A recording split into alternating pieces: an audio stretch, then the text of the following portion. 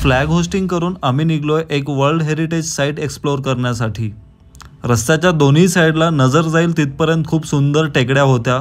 इकडच्या टेकड्या पाहून असं वाटतंय की जणू दगडावर दगड रचलेला आहे आणि रस्त्याच्या दोन्ही साईडला आपल्याला नारळाची झाडी आणि ताडीची झाडे पाहायला मिळालेत।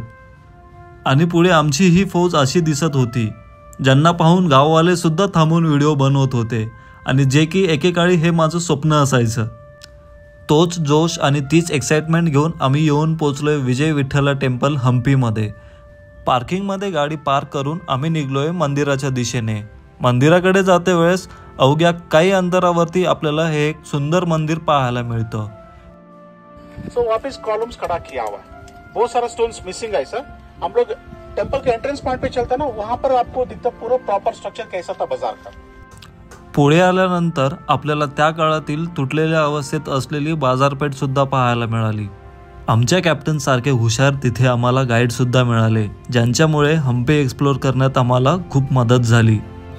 पुढे इकडे या जागेचं महत्त्व समजून घेऊन आम्ही निघलोय मुख्य गोपुरमच्या दिशेने।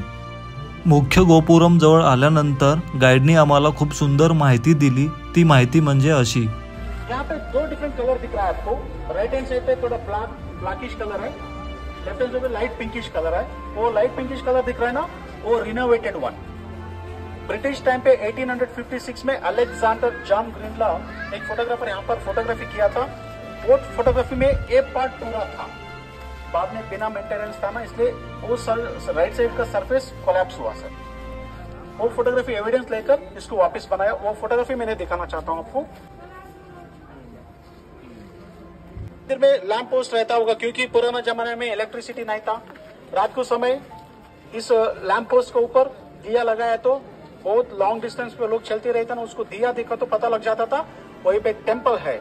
वहीं पे गए तो फूड और शेल्टर दोनों मिलता है। रात में रेस्ट करके सुबह निकाल सकते हैं। सो लाइट हाउस जैसा indication of the temple. Every temple has a lamp post, दीपस्तंभ बोलते हैं इसको। अजून पण डिटेल इन्फॉर्मेशन हवी असेल तर यूट्यूबवरती व्हिडिओ अपलोड केलेला आहे, लिंक बायोमध्ये दिलेली आहे, तुम्ही तिकडे व्हिडिओ चेक करू शकता। मंदिराचं महत्त्व समजून घेऊन आम्ही आतमध्ये प्रवेश केला आणि पुढे दिसणाऱ्या वास्तूची सर्व डिटेल माहिती येणाऱ्या नेक्स्ट पार्टमध्ये मिळणार आहे।